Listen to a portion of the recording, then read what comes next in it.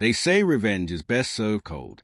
But when you've been cheated, humiliated, and dismissed by smug faces in expensive suits, cold just isn't enough. You want it served scalding hot, sizzling in the sound of their downfall. My name's Evan Ross, and until last summer, I was a quiet guy living at the edge of Maple Hollow, a picturesque, pine-filled community that looked straight out of a real estate brochure. What those glossy pamphlets never mentioned, though, was a homeowners association, a nest of entitled vipers who believe they own not just their properties, but everyone else's too.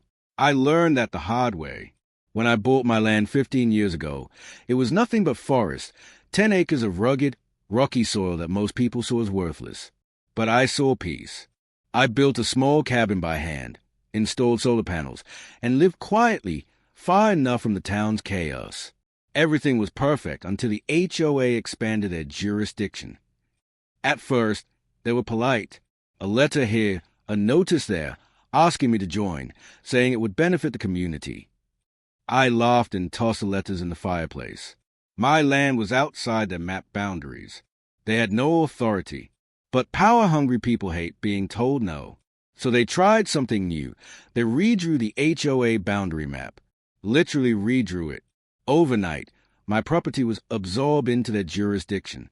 Suddenly, I was getting fined for improper fencing, unapproved structures, and non-compliance with community landscaping standards. My cabin, my home, was declared non-conforming architecture. I ignored them. Then they sent lawyers. The HOA president, a smug real estate developer named Brandon Pierce, showed up on my porch one morning with 2 other board members. I'll never forget his smile, that kind of polished, practice grin that says I'm used to getting my way. "Evan," he said, "you're living on valuable property. You're wasting potential here. We could help you turn this land into something profitable, vacation rentals, event spaces, things that benefit the community." I crossed my arms. "I'm not interested." His grin faltered just slightly. "You'll want to reconsider. This area is booming. We've got plans for a lakeside expansion. If you're smart, you'll sell while the price is high." I said, "You mean, sell to you?" He smirked. "You could say that." I shut the door in his face. That was my first mistake, underestimating how far they'd go. Over the next few months, harassment became routine. Letters, fines, and unannounced inspections. I caught one of their contractors trying to measure my property line without permission. I chased him off with a camera and a warning. But the real shock came the following spring. I was out fishing one morning when I heard construction, heavy machinery rumbling somewhere near the edge of my property. I hiked back, and my heart nearly stopped. They were building cabins. On my land, 21 identical log-style rental cabins, lined neatly along the ridge by the lake.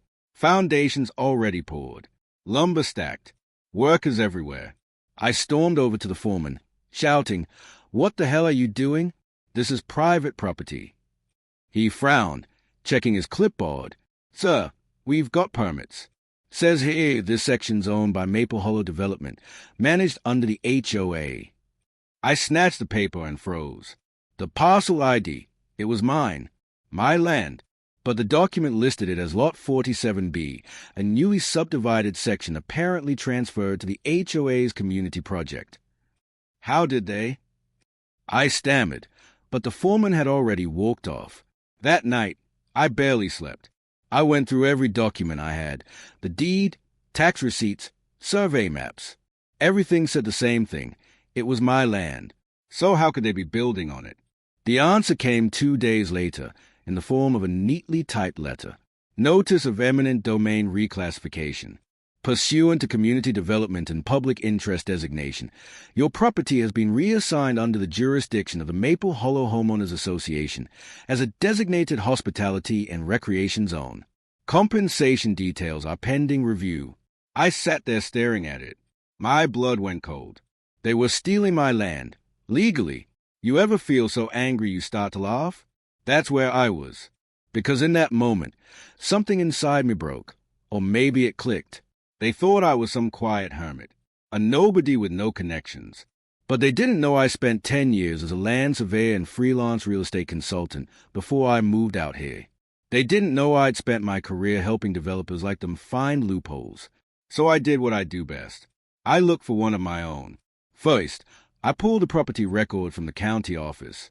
Turns out, the HOA had submitted a corrected plat map showing the boundary lines redrawn to include my property, with my signature forged. Amateurs. They'd gotten it approved because the clerk didn't cross-check the signature file. But that gave me an idea. If they could forge signatures and file fake plats, what else could I file, legally, to throw them off balance? I started digging into their paperwork trail, tracing ownership transfers, trust names, and shell LLCs. What I found was gold. The cabins weren't being built by the HOA itself, but by a company called Pierce Lake Ventures, LLC, owned by none other than Brandon Pierce and his buddies. They were using HOA funds, homeowners' money, to build private rental cabins on land they didn't even own. That was the crack I needed. But I didn't rush. Revenge takes patience. I filed a quiet claim on the property, reaffirming ownership through an adverse possession protection clause that effectively blocked any transfer without my signature. I then registered a development lease, naming myself as the sole beneficiary for any income generated by structures built on my land. It was perfectly legal. I just used the exact same loopholes they'd abused. Then I waited. The cabins finished construction 3 months later. Shiny, modern, rustic-themed Maple Hollow lakeside retreats. They launched online listings, proudly advertising exclusive HOA-managed rentals. I watched as tourists started pouring in. Families, couples. The HOA's website bragged about record profits. And I just smiled, because the way I'd set things up, every single rental payment, every dollar sent through that property's parcel number, automatically redirected to my bank account. They didn't know it yet, but they were making me rich. The first check arrived 2 weeks later, $14,372. I laughed so hard I cried. But here's the thing. When you take revenge, it's never just about the money. It's about the look on their faces when they realize what they've done. So I waited until the HOA's next quarterly meeting, the one where they planned to celebrate the success of the rental project. I walked into that meeting uninvited, in jeans and a flannel shirt, while everyone else was dressed like they were attending a gala. Heads turned. Brandon's smile faltered when he saw me. "Evan," he said cautiously, "this is a private meeting." "Oh, I know," I said, holding up a stack of papers. "But I thought you'd want to see the revenue reports." He frowned. "Revenue reports?" "Yeah," I said, handing him the statements. "For the cabins you built. You know, the ones on my land." He flipped through the pages, confusion turning to horror as he saw where the rental payments had been going. "What? How?" he stammered. I leaned closer. "You built 21 cabins on property you don't own, funded it illegally through HOA dues, and every cent of profit is legally mine. Congratulations, Brandon. You just made me your landlord." The room went dead silent. I won't spoil what happened next. Not yet. But let's just say that was the moment everything began to unravel. And here's the question I want you to think about. What would you do if the people who stole from you suddenly had to pay you for the privilege? Because for me, that was only the beginning. Silence. That's what I remember most about that meeting. The kind of silence that feels heavy, like the air's been sucked out of the room. Brandon Pierce's smug grin had vanished, replaced by the pale look of a man realizing the ground beneath him wasn't solid anymore. The other board members sat frozen, wine glasses halfway to their lips, eyes darting between us like they just watched a live grenade roll onto the table. Finally, Brandon slammed the papers down. "This is impossible," he snapped. "You can't just redirect funds like this." "Oh, but I didn't," I said, leaning back with a calm I didn't entirely feel. "The system did. The cabin's on my land. The rental payments are tied to that parcel's ownership record. And the owner of record," I tapped my chest, "is me." One of the board members, Sandra, I think, stammered. "There must be a mistake. The HOA owns the land under Maple Hollow Development, right?" I smiled. "That's what you were told. But you see, the development paperwork you filed used the wrong property title, because someone forged my signature. So legally, your LLC never had rights to build there in the first place." And since your permits reference my deed number, all income generated by those structures defaults to me. Brandon's jaw clenched so hard I heard it crack. You're bluffing, he said. I thought you might say that. I slid a flash drive across the table. County records, timestamp filings, and a notarized lease agreement. Go ahead. Check with your lawyer. Oh, wait. You might have a problem there, too. His brow furrowed. What problem? I grinned. You see, your attorney, Mr. Dolman, helped file the fake plat. That's conspiracy to commit fraud. You might want to get yourself a new one. That was the last time I saw Brandon in person, at least for a while. 2 days later, the HOA's online booking system shut down. Their bank accounts froze when the treasurer tried to move money around to cover unexpected discrepancies. And soon after, the rumors started flying, whispers about embezzlement, fraud, and illegal development on private land. I didn't need to spread them. The truth did the job for me. Within a week, the county zoning board launched an investigation. The story hit local news. HOA accused of building vacation cabins on private property. Neighbors were furious. Homeowners realized their dues had funded a project that wasn't even legally theirs. Meetings turned chaotic. People shouted, demanded refunds, and some even threatened lawsuits. Brandon tried damage control, sending out carefully worded letters claiming it was a clerical misunderstanding. But by then, the state auditor had already gotten involved. And me? I just sat back and watched the fire spread. But revenge isn't always clean. A few weeks later, I started getting threats, anonymous calls, tire tracks near my driveway. Someone even tried cutting my fence. I wasn't stupid. I installed cameras, motion lights, and let the sheriff's department know what was happening. Then one night, just past midnight, I woke to headlights at the end of my drive. A black SUV. The engine idled for a moment, then the lights cut off. I grabbed my flashlight and shotgun, stepping out onto the porch. You're trespassing. I yelled. No response. Just a faint sound of a door closing. Then, out of the darkness, Brandon Pierce stepped into view. He looked nothing like the polished developer I'd met months earlier.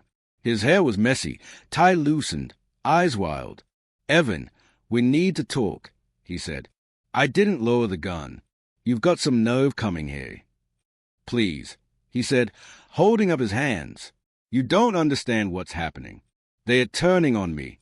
The board, the investors, they are saying it's all my fault. I snorted. Maybe because it is. He took a shaky breath. You don't know the whole story. Pierce Lake Ventures wasn't just me. It was funded by people with a lot more power than this town. They'll ruin me if I can't fix this. Not my problem, I said. He stepped closer. I can make it worth your while. 50% of the rentals. Cash. No questions asked. I almost laughed. 50%? Brandon, I already get 100. His face twisted in frustration. You can't win this. They'll bury you in lawsuits. Maybe, I said, but you'll be the one under investigation for fraud, forgery, and misappropriation of HOA funds. And if they go down, they're taking you with them. For a moment, I thought he might lunge at me. His hands clenched into fists, but then his shoulders sagged. You'll regret this, he muttered, before turning and walking back into the dark. He was half right. I did start to regret it, not because of guilt, but because revenge is a way of spiraling. The HOA collapsed within 2 months. Brandon was removed as president, then arrested after investigators traced missing funds to his personal accounts. 2 other board members faced charges for falsifying signatures and misusing community money. The homeowners, desperate to recover losses, filed a class-action lawsuit against Pierce Lake Ventures, which, by extension, meant they were also suing Brandon's investors. The town's peace evaporated. Property values tanked. The once pristine Maple Hollow sign at the community entrance was vandalized 3 times before someone tore it down completely. And me? My inbox filled with messages. Some from angry homeowners who blamed me for destroying the community, others from locals calling me a hero. One email stood out. It was from a woman named Lydia, a former HOA accountant. They forged more than your signature, Evan. They'd been manipulating tax assessments and property lines across the county for years. What they did to you was part of a larger scheme. She attached files, internal emails, spreadsheets, even scanned contracts. Turns out, Maple Hollow's leadership had been quietly acquiring unused land around the lake for years, some through shady paperwork, others through intimidation. I realized my case wasn't just personal revenge anymore. It was evidence of a much bigger crime. So I went to the press. The local paper ran a follow-up piece. Then regional outlets picked it up. Before long, Maple Hollow became a viral story, the HOA that built cabins on the wrong man's land. Reporters called me a folk hero. Someone even offered to turn it into a documentary. The irony, the more famous the story got, the more money I made. Bookings for the cabins doubled once tourists learned the scandal behind them. People actually wanted to stay in the revenge rentals. I renamed them Russ Ridge Cabins, complete with a cheeky tagline, own legally, earn fairly. Every week, payments rolled in, thousands upon thousands. I hired a small staff to maintain the property and set aside a portion of the profits for local charities. Not because I'm a saint, but because it felt poetic, turning their greed into something good. Still, I couldn't shake one thought. Brandon was out on bail, awaiting trial. And something told me he wasn't done. I found out just how right I was one cold morning in December. I'd gone down to the lake to check on one of the docks when I noticed footprints, deep, uneven tracks leading from the road. Then I saw it, one of the cabin's doors hanging open, the lock smashed. Inside, furniture overturned, papers scattered. Someone had been searching for something. I called the sheriff immediately. They found fingerprints, Brandon's. He'd broken in, probably looking for documents to discredit me. But what he didn't know was that I'd already turned everything over to the authorities weeks ago. The sheriff arrested him later that afternoon. This time, no bail. When they let him pass me in handcuffs, he stopped just long enough to say, "You think you won, Russ? You've only burned everything down." I looked him dead in the eyes. "No, Brandon, I just rebuilt it without you." 6 months later, the court awarded me full ownership rights, not just of my land, but also to the structures built upon it. The HOA was officially dissolved, its assets liquidated to cover legal fees and restitution.